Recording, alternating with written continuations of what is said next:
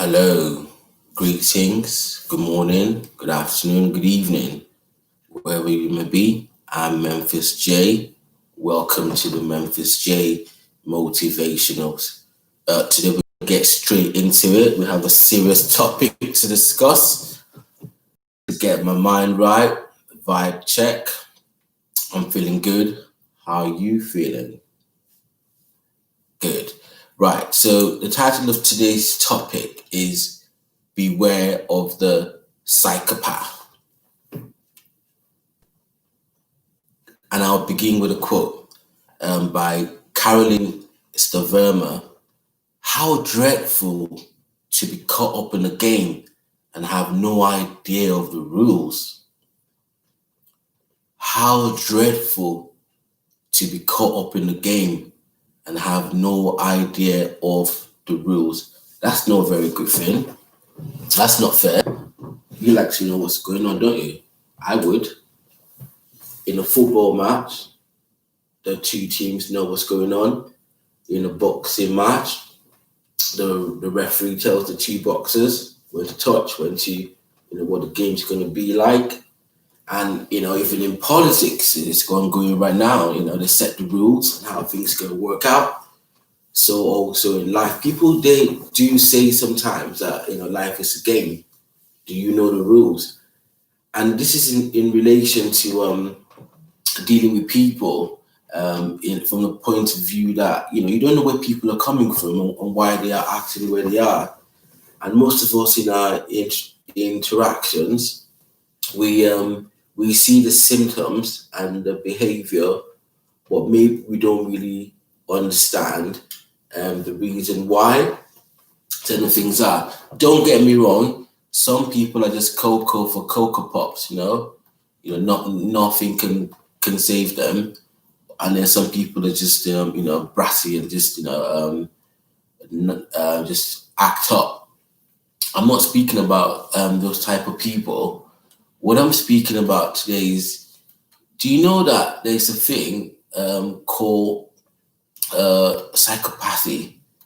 It's basically, do you know someone in your interaction? Have you able to spot and have you just look back, in work, and these people exist everywhere. They are like ants, they're like everywhere.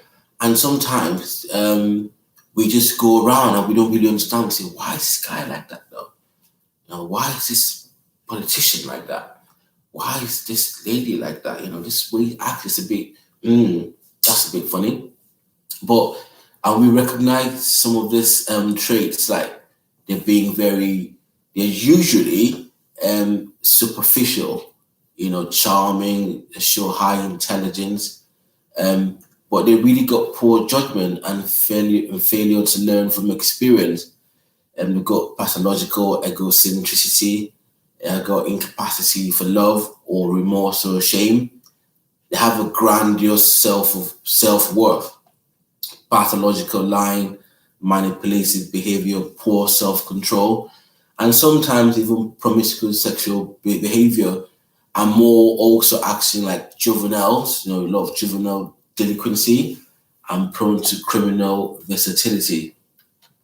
Do you know someone like that? Have you ever encountered such people, or just encountering people and they're exhibiting these traits, but you didn't really know the underlying reason why?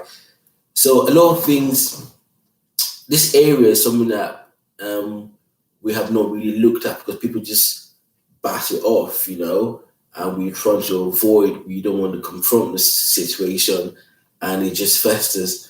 And it does impact, because if you're dealing with someone who's got all these sort of like behaviors, like healthy people, many psychopaths, they love their parents, they love their spouse, they love their children, they love their pets in their own way, but they have a difficulty in loving and trusting the rest of the world.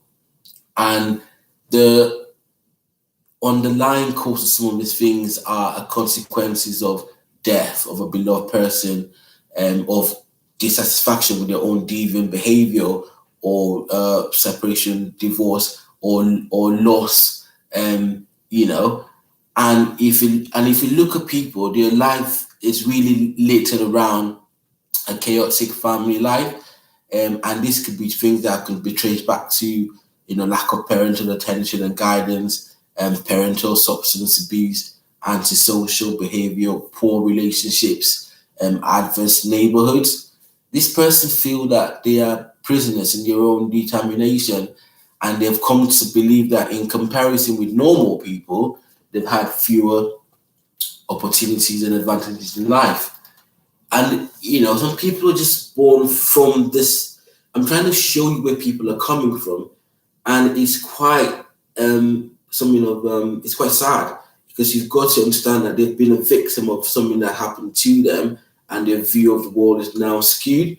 So, and you can never seem to be on the same page, because some people have need for excessive stimulation, and they like to get into foolhardy adventures and so like disillusionment, and they just carry this on, and they convince themselves that they are entitled to act the way they are, regardless how it affects other people.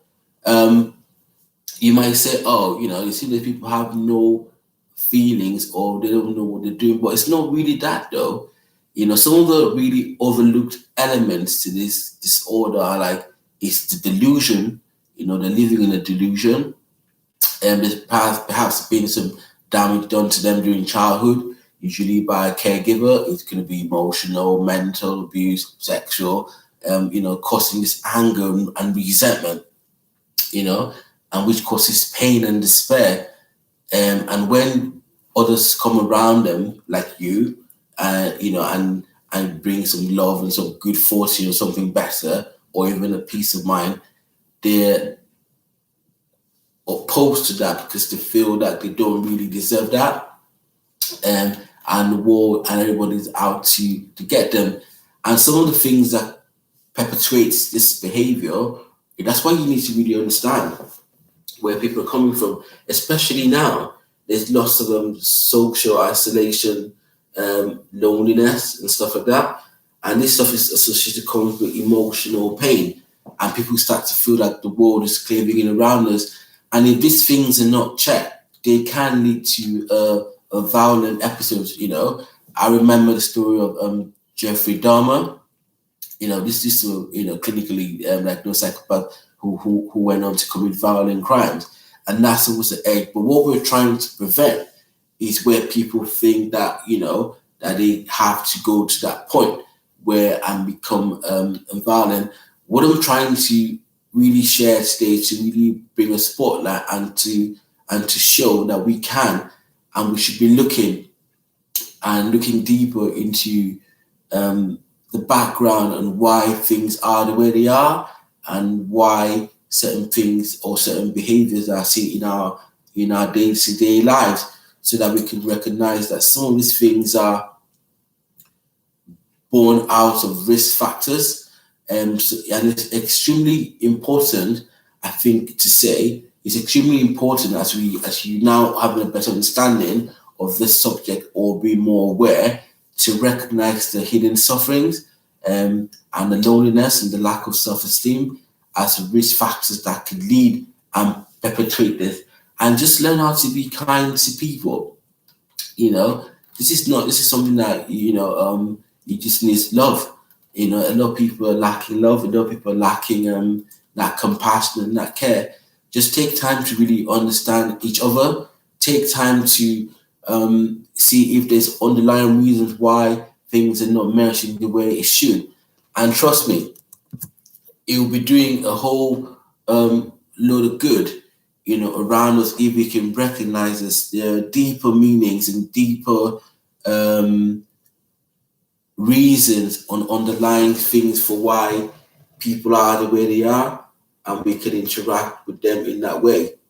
So in conclusion, I think everyone should try to aim to work with your hands and be busy, and try to show love and to show charity and look after everyone around you, and just share that love. And so that way we're able to recognize and intervene where we see things like that. come up, because a lot of people are going through things and they find it difficult to talk about this so like difficult subjects, and never really had an opportunity for just a lay person to really lay it out, and how you can tackle it or identify it, and ways where you can support people all around us, to get over this. But at the end of the day, you cannot be think that you can save.